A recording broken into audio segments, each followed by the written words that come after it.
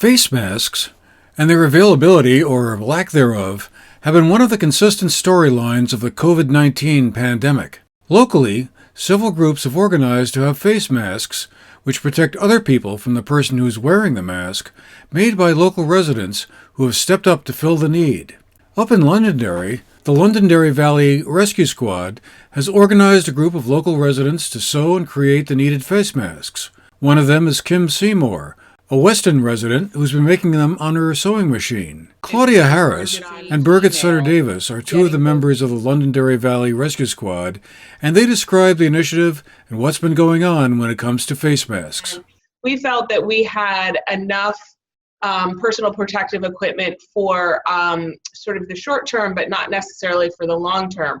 And very quickly, there became some guidance that fabric masks were not appropriate for healthcare.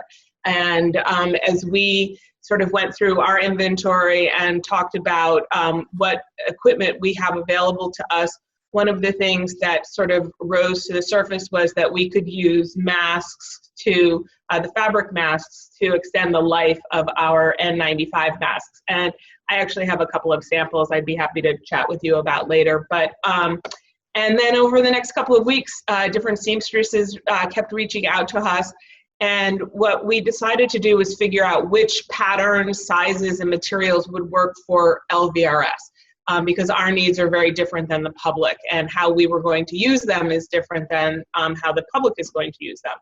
And so I did a lot of research, and other members on the squad really stepped up and came in with some great. One would be masks donated for the rescue squad and healthcare providers use, and the other would be for the public, and that we could sort of serve as a clearinghouse to donate some masks to within our communities that we serve to essential workers. In addition to being on the rescue squad, I'm also the emergency management director for Weston. And Kevin Beatty, our captain on the rescue squad, is the emergency management director for Londonderry. And we had formed an emergency operating center among three towns, Landgrove, Weston, and Londonderry. And we were also, through our Mountain Towns virtual EOC email, getting both people who were willing to donate masks, and we also saw some needs coming in. So in some ways, we've been a secondary clearinghouse for masks for the general public. Okay. And how many masks have been made so far? We didn't keep a tally because we started handing them out before we sort of realized that we should be keeping a tally. But I would say probably in the neighborhood of about, somewhere between about 60 and 80 masks so far. And we, within the rescue squad, knock on wood, we've been really fortunate, but our call volume is actually been reduced during this, and so the need for them has diminished a little bit as we sort of reach or head towards what we hope might be the peak.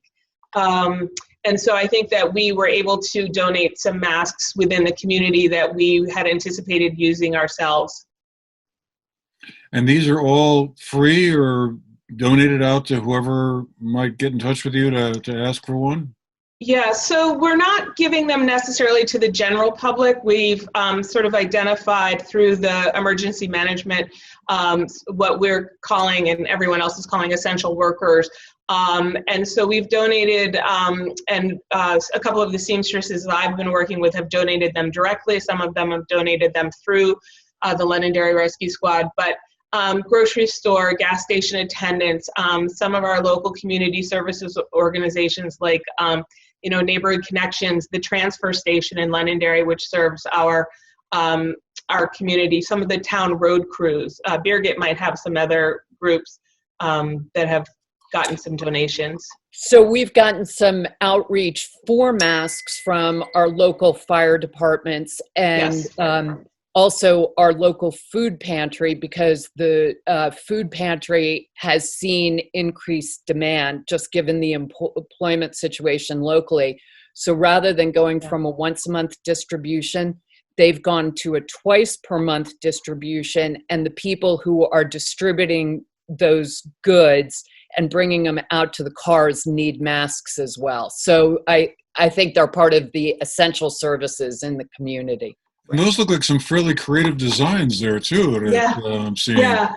So two things about the masks, and this is appropriate for both the EMS personnel and the public. We're trying to get them to be made in two different fabrics, because as you use them throughout a day, maybe going in and out of a couple of stores, you want to be able to tell which is the front and which is the back. And we do recommend that they're washed before use. We recommend that they're washed after use. They can be just washed in your regular wash on a higher temperature. We know that heat seems to kill the virus. So yeah, a lot of the women who, they happen to be women, but anybody can be a seamstress, are quilters and sewers. And so they have this great fabric because they're making, fun quilts. And so there's all sorts of these great fabrics. And it's great to see some of the guys around town wearing these really bright, colorful, and flowery or geometric designs as they do their work. This one is a camo pattern, so it's fun to see everything. People have gotten really creative. And as we had said in a prior video, it's really important to have one type of fabric on one side and a different pattern on the opposite side, because that way you're always keeping the same side against your face and then the other side facing outwards towards the public. People can go to our website, which is londonderryrescuevt.org. And if they click on COVID-19, there are instructions there both for how to make your own mask and how to make masks that you could donate to LVRS. In an upcoming program, we'll talk about another face mask making program that's underway in Arlington. It's using 3D printers instead of sewing machines as the main driver of their manufacturing.